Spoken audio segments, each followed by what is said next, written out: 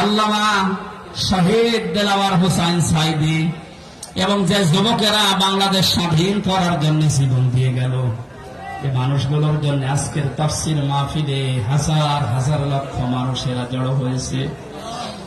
তোরা থেকে আমল নেওয়ার বিষয়ে যে কথাগুলো বলেছি, তুমি আমল করার তৌফিক আমাদের দাও। কাজ যেন আমরা ইখলাসের সাথে ভালো কাজে আঞ্জাম দিতে পারি, সেই পরিবেশ তৈরি করে দাও। এতদিন পর্যন্ত জালেমের জুলুমের শিকার হয়ে যে মানুষগুলো মজলুম অবস্থায় ছিল, আল্লাহ তুমি তাদেরকে প্রতিদান দিও, তাদেরকে ইখলাসের কারণে, ধৈর্যের কারণে মেহেরবানি করে তুমি দান করো। মাহফিলের আয়োজন করতে গিয়ে তোমার যে যুবক বান্দারা শ্রম দিয়েছে, যারা টাকা পয়সা দিয়েছে, আল্লাহ এদের টাকাগুলো ওসমানের সাথে কবুল করো।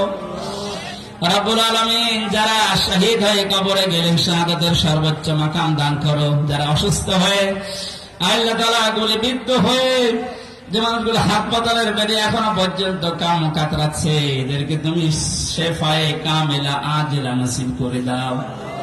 এখানে হাজারো মানুষ আমরা আছি, আমাদের মনের কামনা বাসনা একটাই, তোমার কোরআন দিয়ে দেশ চলছে, এটা চললে কেমন দেখা যায় এটা আমরা দেখতে চাই।